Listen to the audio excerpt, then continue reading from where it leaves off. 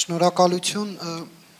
մեկ հարց ԵՀԿ նախագահին եւ մեկ հարց էլ Հայաստանի արտգործնախարարին դուք ժամկետներ նշեցիք Միսկի խմբի լուծարման հետ կապված, եթե չեմ սխալվում, ասեցիք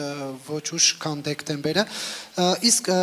եթե չի լինում արդեն Միսկի խումբը այս դեպքում ինչպես է ԵՀԿ-ն պատկերացնում խնդրի կարգավորումը մասնավորապես Արցախահայերի իրենց տներ վերադարձի հետ կապված եւ ընդհանրապես իրենց միջազգային իրավունքի վերականգնման հետ կապված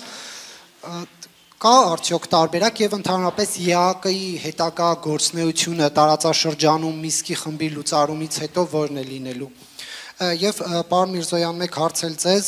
լեական հերոստատեսությանը տված հարցազրույցում նշել էիք, որ ադրբեջանական կողմը նախապայմաններ է առաջ քաշում հոգնակիով էիք նշել, այսինքն մի քանի նախապայմաններ հայտնի է, որ մեկը դա սահմանադրության փոփոխությունն է, մյուսը ԵԱԿ Միսկի խումբն էր, Միսկի խմբի հետ կապված արդեն հստակություն կա, մյուս նախապայմանները սահմանադրությունից զատ որոնք են Thank you for the question. I will be very brief. Yesterday, Շատ հակիրճ կպատասխանեմ այո, Մինսկի կարգավորումները ոչ ավելի ուշ, քան դեկտեմբերի 1-ը։ Եվ մենք բոլոր կետերը դիտարկում ենք այս հարցի շուրջ։ Առաջ ընթանալով, իսկապես խորքային քննարկում ենք ունեցանք պարոն նախարարի հետ,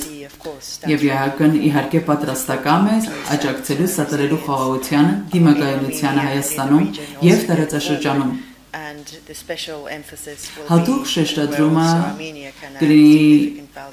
այնտեղ, որտեղ նաև Հայաստանը կարող է ավելացված արժեքով հանդեսվել տնտեսական բաղադրիչում կլինի, ինչպես նաև շրջակա միջավայրի եւ կլիմայի ուղղությամբ։